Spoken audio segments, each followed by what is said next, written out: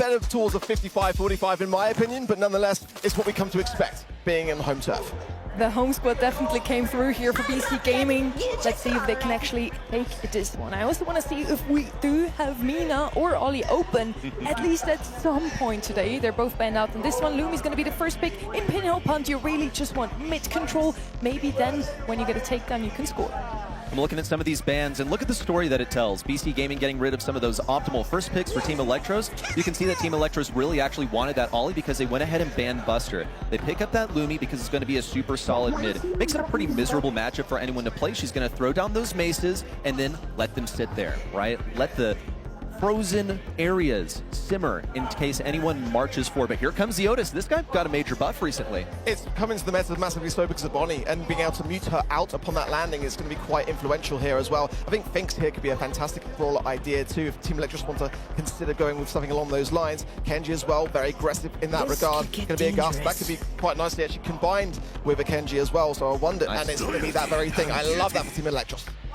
Super aggressive comp here from the side of Elektros. They have some range with Gus and Lumi to take care of that mid-control. Kenji with a bubble from Gus will be able to just go ahead and to make some space for his team. Now BC Gaming, I would like to see something with a bit more range as well.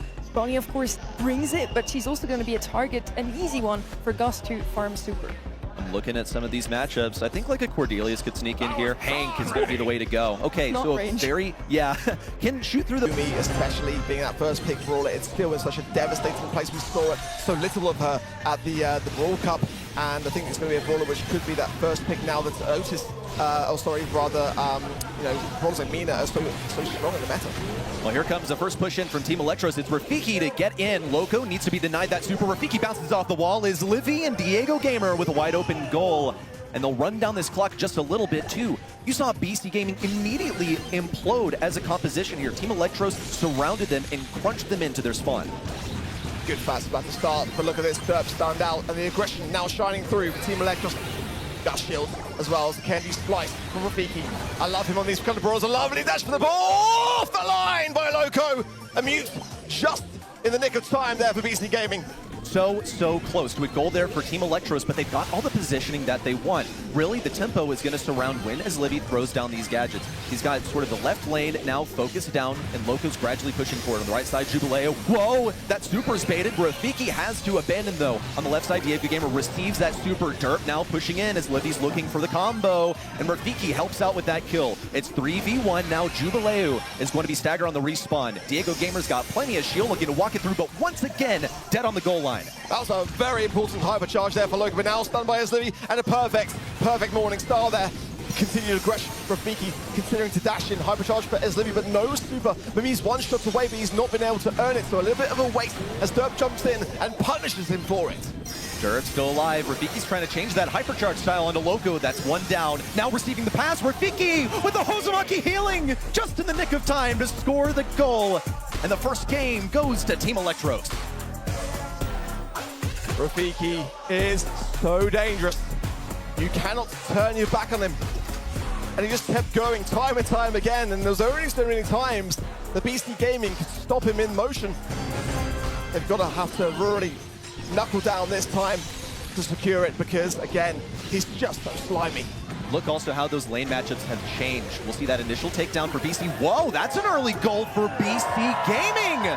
Jubileo knew exactly the lane matchup that he needed. No longer on Rafiki, and you can see Rafiki go over the right side, but it's just a prediction. BC Gaming also knew to play musical lanes here, stick Jubileo onto the left side for a much better lane matchup, and you'll see Rafiki rotate over there too. And that was the goal, to wake up the crowd for sure, as we thoroughly expected. And that's what BC Gaming need in this position. Being behind is not what you want to have in your first set. There's Livy low here, a jump in as well. He's been able to ring around the Rosie here. The ball now with Loco. Can he get it forwards to Jubilee? He needs to actually heal himself up a little bit here. Fat Splatter not going to connect with this Livy, who's low on 61 HP.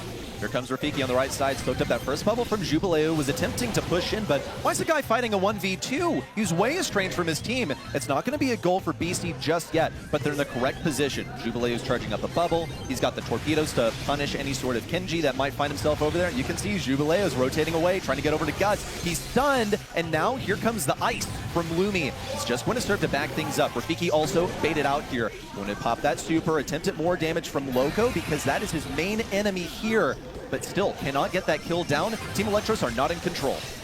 There's a hypercharge coming on here for Derp, but he needs to be able to earn back his super to be able to make use of it. A Bonnie jump into the goal mouth would be devastating here for Team Elektros, who have got to now play defense. Loco as well, having no mute, is going to be troublesome. He can't go as aggressive as he would like to on that Rafiki lane side. Jubileo there, just coming in, finds the connection now to Diego Gamer as well, pushing forward still. Derp coming in for support. This is the prime opportunity to pass the ball through, and it's straight to the hands of Jubileo, who scores it. All tied up here in set number 1. Team Elektros have a real match. They surrounded and crushed BC Gaming in that very first game. BC knew exactly how to respond. They fire back with lane swaps. That is what they did the entire game. I call it musical lane. You'll see Jubileo rotates over to the right. Not the greatest. Rafiki is over there. Rafiki's going to try and take advantage of this early game interaction as Livy's also attempting to assist. But now Rafiki has to back away. He's one shot by the Hank as Livy's got the matchup though. There's the stun. Double kill for his Livy. That's so much control for Team Elektros. And Derp is in the world of hurt there, jumps in and wastes a massive super. There's 3 players for Elektros pushing forwards now and healing along the way. It's now BC Gaming's turn to play some defense, but a good response. Team Elektros were not really in that last game. They've got to be much more aggressive this time round. Huge taps from his Livy there onto Jubileo as well, who's now in a really tough position. Jump in as well from Rafiki. It's looking better, but no sign of a goal just yet. Can Rafiki slime his way through? Derp goes down the line, forces down the hypercharge for his Livy. They can't get the ball just yet. Oh, yet again! These defenses for BC Gaming are just unreal! Loco, you're an animal! What a defense from the guy! Now the ball is found back at mid with Team Elektros team wiped. They're going to have to earn back control of this mid ring of bushes. But as Livy has been on point with these supers and gadgets. He's got one on the left side already. Now attempting to defend the right side as well. Jubileo with a super that went absolutely nowhere, and Derp falls as well. Jubileo now taken down. This ball's got to get daisy chained all the way down the field. Not going to be enough time for Team Elektros to generate a goal here, but they have pushed up this effective line of scrimmage to the BC Gaming side. Great synergy there between his Livy and Diego Gamer to get that stun and the pickup from Diego. Wonderful stuff. You can see the communication now starting to really flow for Team Elektros back in a very affirmative position. And the clock just coming down to about 50 seconds. If they can get the goal here, they wouldn't be leaving much time for a response. Some great ice on the field now as well, forcing the hand of BC Gaming into a corner. Great taps. Diego Gamer in a fantastic flank spot on that right-hand side, and continued aggression from the Cookie Popper gadget. Hypercharge now as well, and this should be the goal for Team Elektros. Going to buy down the clock, as you absolutely should, leaving just 30 seconds for that response. Looking at the utility for both sides, it's only Jubileo with the super. Rafiki has one to respond. He's going to try and isolate Loco by the looks of things. Already gets that shield from Diego Gamer. Now in with the hypercharges, Livy looks for one. Jump away from Derp. Rafiki intercepts the ball. Pass to the back left. Jubileo has to retreat. There's not enough time. Loco's got to heal up and gain positioning. It's going to be their third responding. Double kill for his Livy. Not a chance in the world of BC Gaming coming back here. Rafiki pops the hyper just to put some extra hurt on him for the final goal. And Team Elektros, this team split apart at so many different times, prevented from coming here, have already kicked things off with a set victory. And that set was earned with some serious style points between the end as well. And going into the next set, that's what you want to have on the side of Team Elektros. They didn't need a second goal, but they still played for it as if they were on a tied ball game. Look at the stat time again towards brawlers like Stu, and again, Mina is that very same idea. Another reason why I feel like they're going to want it, but I don't think that anyone is going to let them get their hands on it. That's the difference. And I think that, you know, when we see things continue towards the later part of the day, it's that kind of trouble. Gaming, Pro Ruffs is so good as a 2-3 pick because you can go ahead and pair it with something like Ollie, for example, which is just awesome, even in a long-range map, because now Crow Ruffs is even better. You can get good lane matchups on this map. We'll see Crow as a first selection. You brought this up as one of the top picks right now. It's going to be great for just getting some general control around mid. And a very LATAM brawler pick as well. It's been one of those which they would champion even when it wasn't meta. So I like the idea of it. The slow, the poison, especially with the amount of push on this map, makes some sense. Team Elektros, some big heavy hitters out of the way, but I like an Ollie on this map. I think it wouldn't be the worst of ideas to consider it heavily. The hypercharge is absolutely devastating. Bonnie going to come in for their first brawler pick. and certainly one that's got just so much more agile now since the rework. It is pretty much, in many of the maps and modes, a first pick worthy brawler, so I've got absolutely no quarrels with that whatsoever. But I want to see some aggression, some up close and personal brawlers coming in for Team Elektros, because Rafiki, he is that guy. And Ash, something like a Buster would be great as well here, I feel. That would be, yeah, well, I would be thinking.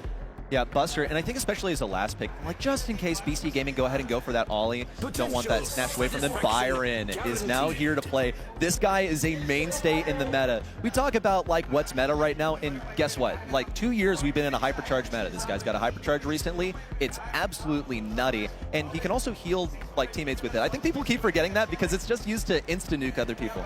That really speaks volumes as to what you were saying about saving that kind of tankier brawler for that third and final pick. And by doing that now in the second pick Byron, I think that BC Gaming have really got to batten down the hatches with a big tank counter here. I mean, B wouldn't be the worst idea, going to go for the Kaze as well. I like that brawler pick for them. That's going to allow a lot of flexibility to just really go for that jugular in those bushy areas of the map and just flank around. Not really necessarily worry about the deaths, but just ensure that you get at least a trade coming in now with a third and final pick for BC Gaming. Kaze, she's all about pressure and assassination. And guess what? I see something that's, well, one of the major vulnerabilities for Byron. He doesn't have any sort of TC, no way to blast things away. So are we really concerned about feeding him a super? Not that much. He's going to get it anyway. It's all about taking down that Byron. That's the lifeblood of the team. Byron's going to be played in a way that supports another brawler. I don't think there's really time for them to about face and go for something different here. They're going to go ahead and be facing a Gus here. BC Gaming know what's up. It's all about the synergy for these guys. And a good, solid mid. They're going to stack a couple of guys at mid by the looks of things. Could they go Meg maybe here? I think the Gus is maybe a bit of a deterrent of that very idea, but I like the idea of this Byron. It gives them some flexibility. Buster, yeah, I said at the very beginning, because I feel like that brawler is often forgotten.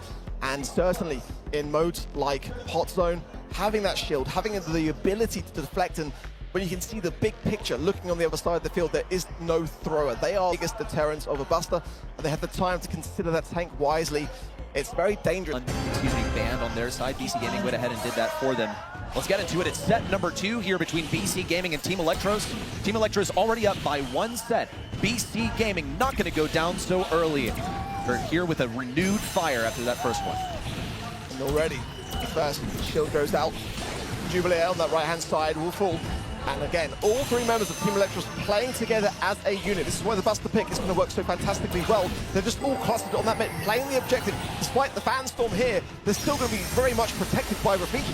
And Rafiki, look, he's gotten a hypercharge pretty much for free by staying close to his teammates. Going to look to take down Jubilee, who intelligently uses that super to get away, as Livy solos Derp, who gets his super on the next hit and blasts him away. But Team Elektros still have this aggression. They have the positioning on the point. They are fighting a 1v2. Diego Gamer's trying to get that takedown, and Loco will be successful now. The hypercharge, that's healing and that's damage, but he's just going to use it for healing. It is a classic Byron and tank strat, and it's working so well for Team Elektros as they play as pretty much a big blob. Nice takedown there of Diego Gamer for Loco, getting behind the swing of action as Libby's surviving on there, just gets the kill as well. Now shielded, unbelievable synergy here from Team Elektros, and surely a team-wide ban it is. It's the way that Byron has just come back into the meta since the hypercharge edition.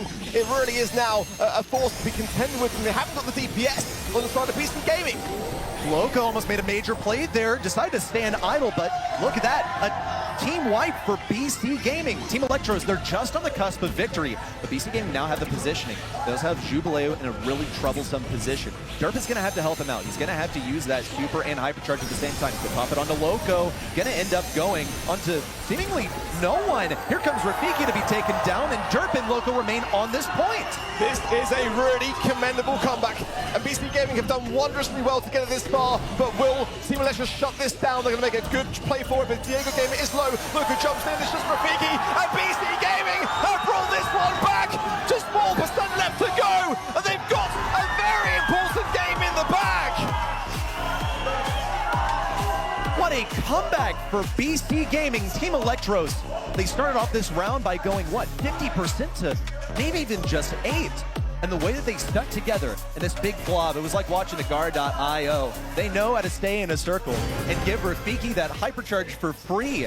And it worked. I mean, as soon as they were remotely challenged for that position, they popped the hyper, they popped the super, send Rafiki forward, but it dissolved. They were baited out of the super. Loco knew exactly when to go for the hypercharge. Once again, Jubilee taken down immediately. It's just like what happened in game number 1. And that is Brazilian it's an experience in a nutshell, isn't it? Just not really being deterred by the situation, always coming in there with a smile on your face and giving your all. But now, Team Elektros 25% on the zone, and now being a little bit more cautious this time round as well. Rafiki gets popped there by the cookie copper gadgets of the Gust, and forced back himself. The tap from Zlivy, hypercharge for him. Can he find the connection? No! A bit of a waste and good taps nonetheless, but it's the gadget there of Rafiki, the slow-mo replay, which comes in clutch. Here comes the fan storm. Jubileo with a double kill, staying alive by only 100 HP, dodging the shots from Diego Gamer to cement himself in this back left corner and keeping just the right distance from Rafiki. He has been such a playmaker during this set, and now he's pulling off the same move that sent BC Gaming to a victory in Game 1. The crowd really is behind BC Gaming now. Rafiki making a big push for the mid. A nice slow-mo replay as well. Jubileo will fall and leaving two of his teammates behind who are going to have to be forced away from the mid. Now Team Elektros climbing things back to 60% to hypercharge for Loco, and it could be absolutely devastating, and it is! Oh my word! Surely never see why Rafiki's low is going to have to come back on 158 HP. And Team Elektros is going to push back into this now. Oh my gosh, Rafiki would have rather died there so he could at least respawn on full HP, but he's not going to be offered that luxury as Livy, yet again with a hypercharge in, just trying to get this HP and a little bit of damage, but those catapults have been completely off the mark for this entire set. Derp staying alive, now up to 90%. BC Gaming have this one in the pocket. Team Elektros sending whatever they've got at this. Rafiki going to be hit by that damage from Kaze, and Derp's got the survivability. BC Gaming fire back. They've got what it takes. This does really need to be a Team Elektros set for me. I think with the crowd so heavily behind BC Gaming here, they cannot really afford to drop another set. Maybe it's okay to go to the fifth and final set. No one really wants to be in that position, but under the circumstances, I think they'd settle for it. But this has got to really be one for them. Otherwise, turning things around to take it there themselves, it's going to be a really tough ask. Very much is. There's a lot of different stuff that you can play here as well. Some brawlers that are not usually too highly ranked can rear their ugly heads over here. You know who's not appearing? Mina. Will she ever is really the question. You can see BC Gaming have gone ahead and given this ollie to Team Elektros. Team Elektros banned out that Byron, but Colonel Ruffs is wide open. And let's talk about Colonel Ruffs. What makes him so good? Well, first of all, we're in a hypercharge meta. It's all about getting that hypercharge to those busted brawlers so they can have that without having to earn it. Second of all, now he's got additional projectile speed in the last patch. It means he's going to be able to fight those long-range interactions way better. But as long as BC Gaming never give a good Ruffs lane, then it's completely off the table for Team Elektros. Yeah, I'm going to come in for BC Gaming now. And I feel as well that Team Elektros are going to have some heavy heals behind Ollie to be able to advance forward in this map. But they banned the Byron themselves, so certainly Gray and Byron are some solid bans. Gray is definitely going to open up the potential door to a thrower here, but Jaeyoung for BC Gaming paired in with something of maybe a sharpshooter would go a good long way here for me. Let's see how they kind of feel about the situation themselves. Angelo, that's a great sharpshooter. It is, and you know what? I saw some cheese with Angelo. I saw Kit Angelo, something that we haven't seen in the bans just yet. I think it's you know, a pretty intimidating one. It's not a noob killer. Well, it is a noob killer. A lot of things can kill noobs, but Kit, in general, in competitive, is a very feared thing. It takes an expert team to not go ahead and use one of their bans on that, but it is fully on the table. As a last selection, it is especially dangerous. You look at counters for that. I personally think of something like RT, but to go ahead with something, you know, that's not that remarkable and preemptively would be a big risk. Here comes Gene. That's going to be some synergistic play, sitting around some of those teammates, giving them healing, also looking for pulls. Anyone hanging out of position, really only Jaeyoung can do that. And I think also just like looking at what we've seen so far from these teams, I'm still anticipating who is going to get that blue star first. By the looks of things, it'll be Derp right now. He'll speed himself towards it, but there's still room for someone else to go ahead and claim it.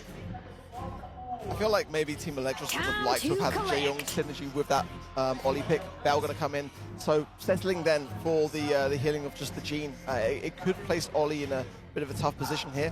I think maybe some aggressiveness from Team Elektros, maybe some deaths before having that hypercharge might be on their playing card. And in Bounty, that's a really tough game mode to do just that. You know, you're going to be giving over stars continuously and losing the objective in the process and just banking on that big turnaround You towards the end. can't resist my BC Gaming with charm. a Charlie is a direct shutdown there for the Ollie. I feel like BC Gaming have got a fantastic comp. The only weakness for me, really, is that slow reload speed of the Angelo. They've got the maneuverability and the versatility of having that Jae-Young in the mix and the defensiveness of that Charlie into what Ollie is, you know, an Ollie counter, but really the only big thing that counters the Ollie is one, of course, be Buster, which is totally absent from this draft, both in picks and in bans. And as you can see, Jubileo is going to get that blue star. Derp could have gotten it, but Jubileo gets it. He's a much safer brawler. He's able to jump away. Team Elektros now, as anticipated, will have to play offense for the majority of the game by the looks of things. And you'll see Rafiki trying to stay away from that Charlie, just looking for any supercharge if he can get it. He's going to have to earn it the old-fashioned way. You know, no roughs to support him in that regard. But still, he won't really be able to jump on Loco. Actually, Loco's running spiders, weirdly enough. That actually makes him a way better target for Ollie to go ahead and jump in on. True, but it also means that Gene's going to have a tougher time landing those shots as well, so it's a bit of a give and take, isn't it? Rafiki really trying his best to push himself forward here, but these taps from Jubileo really are very strong, forcing out the gadget previously as well to kick jump away from the situation. Now, Diego Gamer has got the pull. Oh, very patient, but then a big miss. Maybe should have gone for that a bit sooner, but nonetheless, Team Elektros will stay in position. Rafiki now pushing forward with the super, will find the hypnosis down to Loco, and that's got to be a takedown, surely. There it is, but now he's got to be evacuated on the right side. Here comes Search and Rescue. Diego Gamer with that healing radius to get him in the safe area. And Rafiki, off of that interaction, has also gotten a super of his own. Now, BC Gaming pushing forward and looking to find that connection. Left-hand side is where they're all clustered, which might give a lot of advantage for us. Livy here to land some of these bell shots. There is just the one star that separates these two teams. So if BC Gaming can time this right, just get that final, I was going to say final kill, and another missed magic hand by Diego Gamer. They can't keep doing that. Not at all. They barely got any time to afford here, just 10 seconds remaining. Rafiki's gonna go for it, solo on the dirt, but where's his support? Here comes Diego Gamer on the right side for the kill. Jubileo also in a dangerous position, doesn't have the DPS to get rid of Rafiki, and here comes Diego Gamer with a hypercharge just to keep it safe. That final aggressive push in from BC Gaming falls flat on its face, because that's not what this comp is designed to do. They are purely defensive, and when Ollie's able to go in aggressively and be retrieved by his teammates in the same go, that is the win condition for Team Elektros. Soon as Team Elektros had that first sign of a kill, they did a very good job of staying firm with it. They've given up the blue star yet again. It's going to allow BC Gaming that at least. It's Rafiki and his Livy double starting this right-hand side lane. Loco's so low here. He might go down, he does. And Rafiki's not done yet. He's going to go in. Oh, Weekend Warrior comes in clutch for Derp. What a great time for that gadget to come through. Yeah, miscounted the shots from Derp. If you're going in there as Ollie did, you have to have that interaction calculated. And Derp had ammo that he simply wasn't anticipating. It's now a firm advantage for BC Gaming with their 5 stars against just 2 from Team Elektros. Here come the spiders on the right side. Loco knows exactly the matchup to go for with these spiders. He's also got to stay clear of Rafiki, especially when he doesn't have that super. Rafiki now circling through, has a super and the gadget ready to be used. Could be useful to have some support from Bell for the next push in. Team Elektros are just looking and isolating some point of weakness. BC Gaming are doing a very good job of just depriving Rafiki of that hypercharge as well, because it takes a while to obtain the Ollie.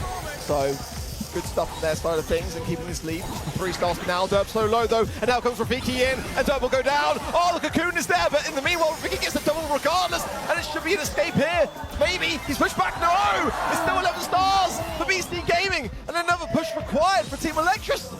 If they get Jubileo, then they will be able to get this one back and win by a tiebreaker. That is a key kill for them, but they got 30 seconds left. It's still enough time to get a couple of kills, especially versus Derp. They could snag him. Loco, not an optimal matchup. Rafiki's circling around so he doesn't use those spiders. Go ahead and take down Loco. That's the emergency. Now Loco pops the super just in the nick of time. Now they got to get Diego Gamer out of here. That's a pull ready for him. Derp, the optimal target for a pull. They'll both get away. Rafiki can dash, but he's going to go ahead and soak up some damage for now. Hypercharge style in. Pull him back. A takedown on Loco. 5 seconds to go. Derp knows that it's done and dusted with the seconds counting down. Team Elektros 2-0 style here in set number 3. Taken down the newest addition to the team, and seeing them play together on lane, I think once more quells the doubts that Diego Gamer, is he really going to fit in on this team? Diego Gamer, you don't see a lot of what's happening on screen. This guy never died, right? He provided that healing to Rafiki. The supers, okay, he missed both of them. I'm not going to make too many excuses for him there, but the pressure, they had to get... Pit stop is a very tough map to be able to deal with the defense. You know, it really is. It's very much about offense. I think Shade here, not being banned, is quite key. Yeah, first pick has got to have been there for Team Elektros. We saw time and time again in East Asia how just influential that brawler was on this very map. I think BB actually deserves a bit of a shout out now in a much better place since the rework too. I wonder whether that could be on the cards here for BC Gaming. Yes, BC Gaming, give us a South American special and show us why actually BB is a pretty formidable opponent here. She's just made of health, speed, movement, and damage. Once she's on top of that safe, she is a force to reckon with. And could also step to that shade, but can't hit through walls, which is a primary risk. RT, is BC Gaming going to go for a Miko? There's only one real reason why you'd play RT here. Okay, very interesting. Are they planning a Miko? Are they trying to bait Team Elektros into going anti-Miko just to pull out at the last second? They might just be going super hard in on defense as well. They could be even maybe thinking Jackie potentially here as a Shade combo. It could be. It's not my flavor. I think it's a tough time in this series to be able to do this kind of strategy, but maybe I've seen as well all year long, sort of South America, they're not afraid to leave the RT on the safe or bring it forwards as well. So that instant ability to come back to defense, I think makes RT quite relevant as well. Marking the safe, I'm not sure whether that's still a situation which may occur, but let's see as Carl comes in for Team Elektros. I mean, it's definitely with the flying hook a brawler that can get behind the field of action. I don't necessarily mind it. On the safe, of course, you can really rebound that pickaxe between the wall, get that ultimate damage in, and just keep that pressure on in that regard. The third and final pick coming in. Okay, what do you pair up with this Carl? Of course, have to mind some of the Carl counters. You see Buzz here every now and then. Pretty much the most difficult thing for Carl to deal with. Draco, they're just going to go for a Draco who's not really supported by anything, but, you know, on pit stop you can get away with it because you're going to be dealing additional damage to the enemy side on that safe using the correct star power. Now here comes Loco with the bolt. I honestly really like this for VC Gaming, okay? I see a lot of defensive abilities here. I'm a little bit concerned about that RT because he's pretty much hard locked on defense. He will have a hype comp unfavoring, honestly. You got so much defensive here for VC Gaming, but they've got to find a way to balance that with offense.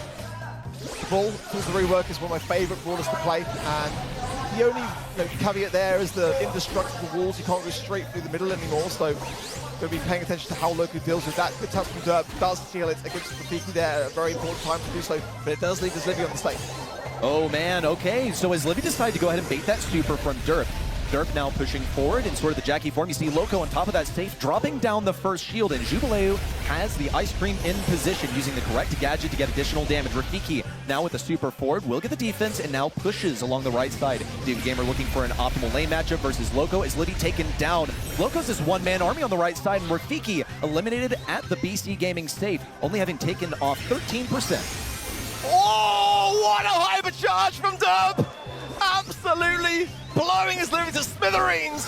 Unbelievable from him to keep that defense alive. Derp is doing wonderfully well. Diego is going to come back in again now and try and get something done with Rafiki, but the time is really dwindling. They've got 2 stages down on the safe, and with the berry there, that Ice Cream is just going to whistle it down so quickly. Now they're almost down to the 1 stage left as Team Elektros are bang in trouble.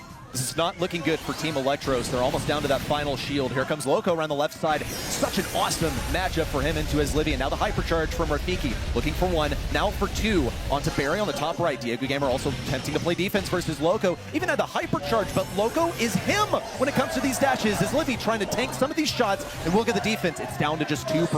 Derp knows that he can get this already. Hypercharge forward, and no connection. Diego Gamer still attempting to defend, but it's a fruitless effort.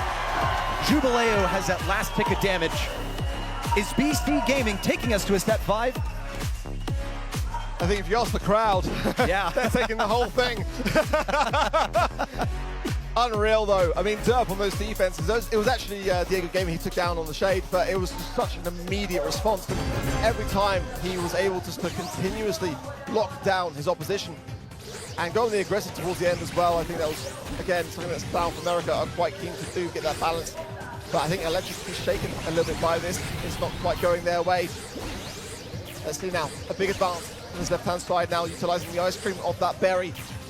for Loco to be able to advance forward to try to get onto the stage. Rafiki playing this break on defense now, the flames coming in, and of course out the heel of the berry gadget too. These flames are not really tickling BC Gaming because these heals are just too strong. They're on point, and Loco's able to break down these walls. Whenever Shade is in an open area, it is a massive risk. You have to wonder whether Team Elektros felt like it's too dangerous to leave this open. It's not going to play well, but we just have to go for it. Well, Diego Gamer's looking for a little kill here on the Loco. That's going to be sort of an attempt from Jubileo to keep him alive, but it does not come true. Now Diego Gamer, finally, some damage on that enemy side. Derp attempting to get in range also, but now the hypercharge round from his Livy is going to be the priority. Derp now in with a super, totally fruitless. Diego Gamer now with a hypercharge ready to move. The base race is in full swing, but it's looking good for Team Elektros. Damage rains in, and that is enough for Team Elektros to be able to equalize this set. So a match point for them. That is huge. I don't know whether they feel less convinced by this comp, but that was a much better way to approach the set. If they can just get one more in the bag and deprive this fifth and final set occurrence, because if it's there, I feel like the crowd is going to ignite BC Gaming. It can be so tough. This has got to be the place to steal that final nail in the coffin. Match point, and Team Elektros had figured out how to play into this BC Gaming strategy. That's how they took it down in game number 2. They knew that they had to play as pretty much a big blob. They're looking for those early game interactions to go ahead and get some supers of their own. Is Liddy now pushing forward? This is actually looking really close to game number 1. In fact, this exact thing happened on the left lane in game number 1. But Rafiki unusually has stuck around the right side, and he's going to be dodging these shots from Derp. Meanwhile, on the home front for Team Elektros, it's a lot of damage coming in. Now, past that 75% mark, and the first shield is baited out. Good start here for Team Elektros. Rafiki now healing up. Diego Kevin coming in now with the hypercharge as well. Huge taps to the BC Gaming stage. 2 stages down. It's living on the right-hand side now. It's going to place Derp in a very tough spot. Hot coals on the safe as well. And another stage potentially about to fall if they keep these taps going up. Diego Gamer comes in, forces out the hypercharge there of Derp. And the safe is really in trouble on both sides. They've left Loco on the top side as well. It's neck and neck. Hardly a tempo lead. Team Elektros have got that shield still. That next push in from BC Gaming is going to be interrupted by some timing. Diego Gamer now looking for additional damage as Livy trying to bait out a super from Loco, who's absolutely going to get it, whether by taking damage or by dealing damage. But Team Elektros are playing so safe around this. Is Livy now in from the right side, that pickaxe swinging. Rafiki now super as well. Jubileo attempts for the takedown. Rafiki eliminated and Loco ready for the defense, but Diego Gamer is smacking this through the safe as Livy just needs a couple more shots. Diego Gamer for the final shot. Team Elektros, this ragtag band of brawlers. Silence here in Sao Paulo. You heard how loud that crowd was during the victory from BC Gaming. And when they nearly brought us to a set number 5,